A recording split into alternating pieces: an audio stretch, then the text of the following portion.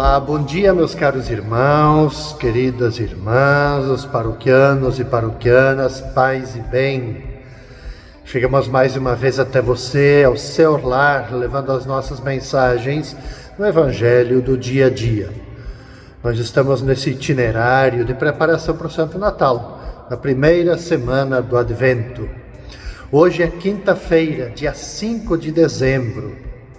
Nós vamos rezar, nós vamos meditar com o Evangelho de Mateus, capítulo 7, versículos 21, depois de 24 até 27.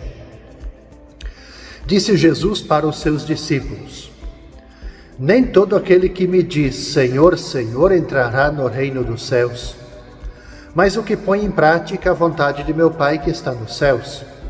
Portanto, quem ouve estas minhas palavras e as põe em prática é como um homem prudente que construiu sua casa sobre a rocha. Caiu a chuva, vieram as enchentes, os ventos deram contra a casa, mas a casa não ruiu, porque estava construída sobre a rocha. Por outro lado, quem ouve estas minhas palavras e não as põe em prática é como um homem sem juízo, que construiu a sua casa sobre a areia. Caiu a chuva, vieram as enchentes, os ventos sopraram e deram contra a casa, e a casa caiu, e sua ruína foi completa. Veja, caros irmãos e irmãs, se as nossas palavras e também, claro, os nossos louvores a Deus, eles não vierem acompanhados de boas obras em favor da outra pessoa, do próximo, de certa maneira a gente pode dizer assim, estamos nos iludindo. Jesus, ele acaba de avisar a gente. O que conta é a gente ser capaz de assumir o compromisso com a palavra dele e fazer a vontade do Pai Celeste. E a gente se pergunta, mas afinal de contas, qual é a vontade de Jesus? Qual é a vontade do Pai Celeste? É exatamente o que Jesus realizou e deixou para nós como exemplo e exigência. Ele próprio mesmo dizia, eu vim para que todos tenham vida e a tenham abundância. Creio que esta é a fazer a vontade, que todos tenham vida e tenham vida em abundância. É a gente ser capaz, no nosso cotidiano, de a gente socorrer o necessitado, de a gente ser capaz de erguer o caído, de a gente ser capaz de curar o ferido, consolar o aflito. É a gente usar de misericórdia com aquele que precisa de cada um de nós. Cada boa obra é como que se fosse um pequeno tijolo que nós vamos alinhando na construção de nossa casa, que é a vida, sobre rocha inabalável, que é o Cristo. Então a gente tem que se perguntar, à luz dessa parábola, afinal de contas, com qual alicerce eu estou construindo a minha vida? O que dá suporte? O que segura? O que dá fortaleza? A qualidade do fundamento, ela é decisiva. É decisiva. A palavra é o fundamento duradouro para a gente apoiar as obras nossas, para apoiar a nossa vida. É a palavra, escutarmos. Por que eu digo que isso é decisivo?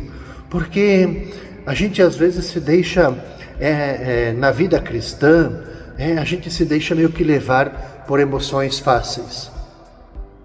E não são as emoções fáceis resultantes, quem sabe, de manifestações espetaculares que vão dar um fundamento seguro à nossa vida, para a nossa realização pessoal. Mas é a obediência filial à vontade de Deus. As emoções, elas podem dar para nós assim, um fundamento, uma realização assim, momentânea, mas não tem base. A gente logo se sente inseguro, A gente se sente assim que não há nada embaixo dos nossos pés para nos dar um suporte. Veja, o decisivo, aquilo que vai dar algo de permanente para nós é a escuta atenta à palavra, e escutando atentamente esta palavra, sermos capazes de colocá-la em prática. Quer dizer, aquilo que eu falava no início, uma palavra que nos remete para as relações, do socorro aos necessitados, do cuidado para que o outro tenha vida, de erguer aquele que está caído, enfim, de fazer o bem. Esse é o decisivo.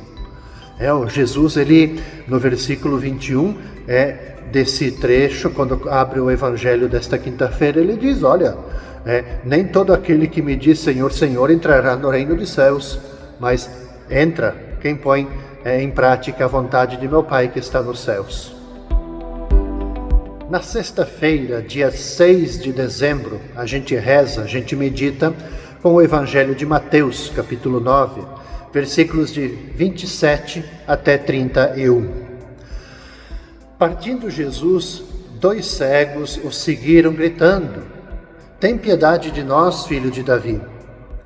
Quando Jesus entrou em casa, os cegos se aproximaram dele.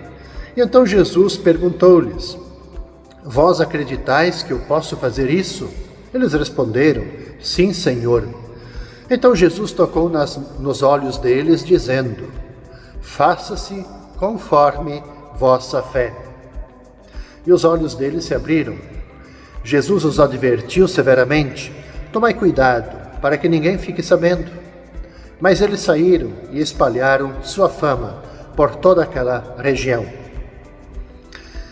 Esse trecho curto, mas é belíssimo, com uma densidade. Essa atenção à pergunta de Jesus e à resposta dos 2 cegos.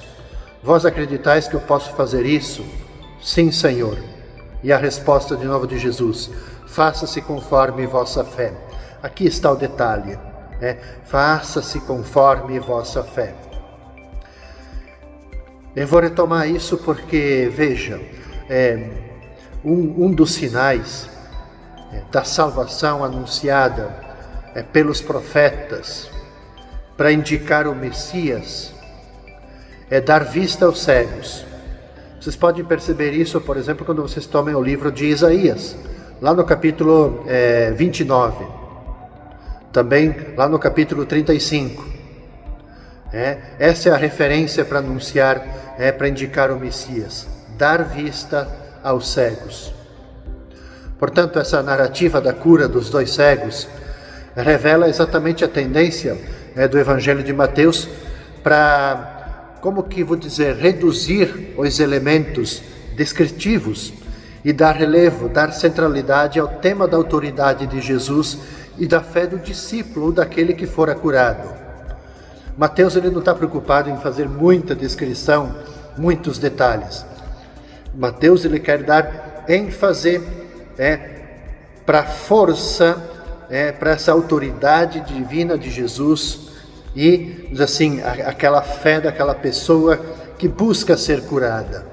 Por isso, esse diálogo direto. Vós acreditais que eu posso fazer isso?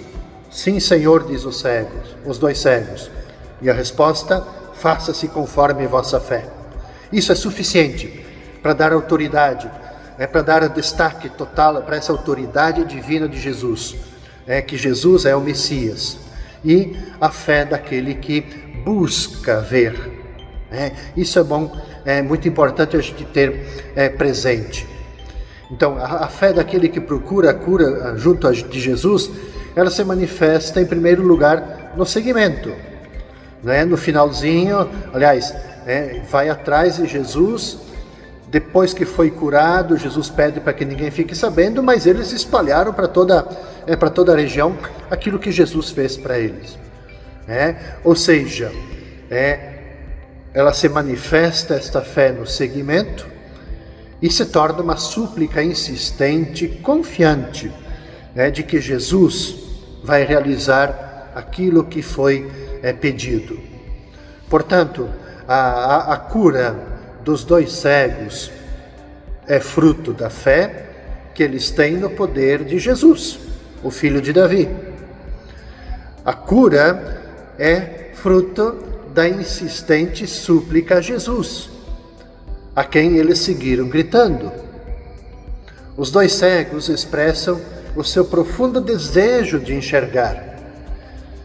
Por que querem enxergar? Porque eles querem ser reintegrados na sociedade. Então, valorizando a fé sincera, Jesus restitui aos 2 cegos a visão. E o motivo bastante é para os recém-curados saírem anunciando por toda parte a bondade de Deus. Eles estão libertos da cegueira, portanto, de agora em diante, eles vão ter um novo jeito de viver, um novo modo de vida. Se Jesus pede, esse detalhe importante, se Jesus pede que ninguém fique sabendo, é porque eles ainda precisam de uma melhor formação, de compreender melhor o que significa o messianismo de Jesus e o seguimento, antes do anúncio correto a respeito do Messias. Além disso, Jesus ele quer preservar sua própria vida, não despertando tão cedo, vamos dizer assim, a inveja, a ira dos adversários do reino. Por quê? Porque Jesus ainda tem um longo caminho a percorrer fazendo o bem. E no sábado, caros irmãos e irmãs, dia 7 de dezembro, nós vamos rezar, nós vamos meditar com o evangelista Mateus, capítulo 9, versículo 35, até capítulo 10, versículo 1, e depois sequência, versículo 6 até 8.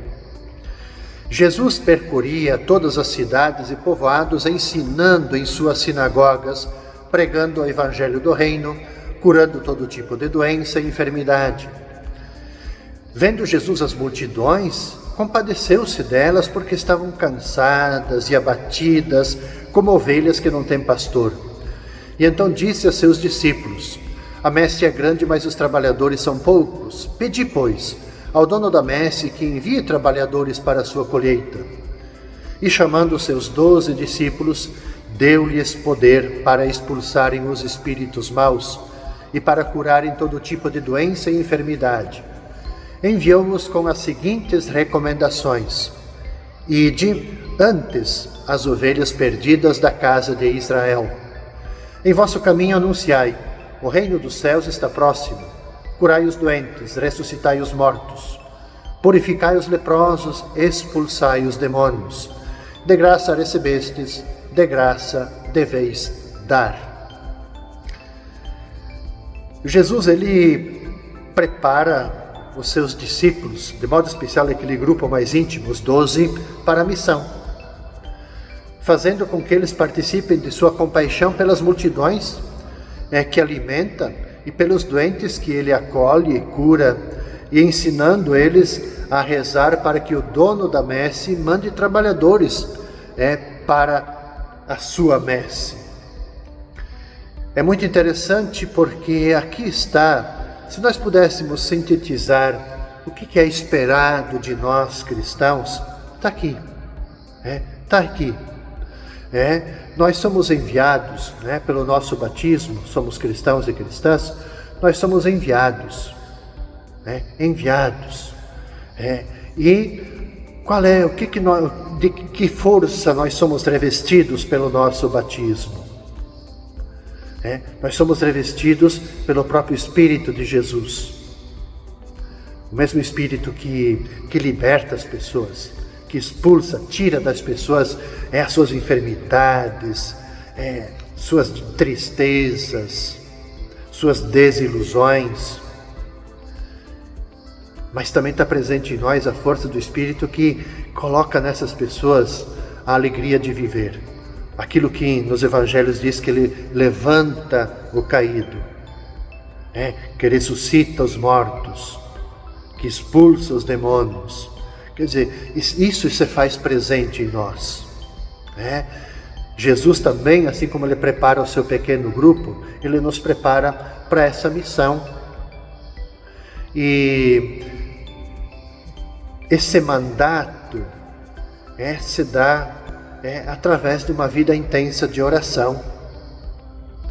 E isso tudo tem que recordar aos discípulos de todos os tempos, a nós hoje, de que nós não somos os donos da messe, mas que nessa missão que é confiada a nós somos trabalhadores que partilham a missão que Jesus recebeu do Pai e confiou a nós.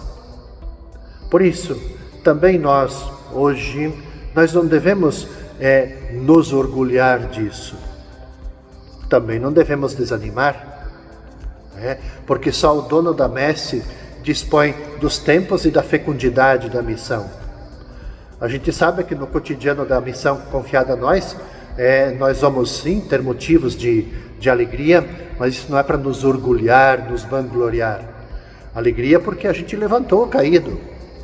Também não devemos desanimar, porque assim como foi no tempo de Jesus, em todos os tempos da história da igreja, nem todos estarão abertos para acolher o mandato que é confiado a nós, de ajudarmos, de fazermos o bem.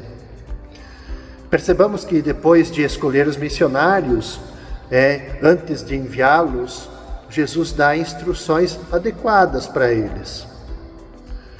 Uma instrução é sobre o estilo de ação. Tem que ser o estilo de ação de Jesus. Generosidade sem medida. Tem que estar em total sintonia com Jesus, com o Mestre. Nós também precisamos estar em sintonia com Jesus. A gente é enviado, assim como foram os 12, a proclamar a proximidade do reino dos céus, a dar sinais concretos da libertação integral da pessoa, que no Evangelho se expressa nas curas, na expulsão dos demônios, assim por diante. Em nome de quem? Não é em meu nome que eu vou fazer isso, mas é em nome daquele que realiza a vinda do reino de Deus, a vida da humanidade. Portanto, hoje convida-nos de modo muito particular a pedirmos trabalhadores para a sua messe. A gente sabe que é desafiador, a gente sabe que nem todos desejam assumir essa missão. As necessidades da evangelização hoje são grandes, os recursos humanos das nossas vidas e comunidades são geralmente muito escassos, não é? Se soubermos ler a situação com os olhos de Jesus, nós nunca vamos desanimar, mas vamos sim nos sentir sempre motivados a correspondermos ao convite do Senhor. Nós vamos perceber, sem dúvida, que a força da missão cristã não está nos recursos humanos, mas está na oração confiante e perseverante e na fidelidade ao mandato que nós recebemos. Com isso eu concluo as reflexões desta primeira semana do Advento. Eu desejo a cada um de vocês, caros irmãos e irmãs, toda paz, todo bem e um excelente itinerário de Advento, de preparação para o Santo Natal. Que Santo Antônio te abençoe, te proteja, te ilumine nesse itinerário de Advento. Paz e bem para você.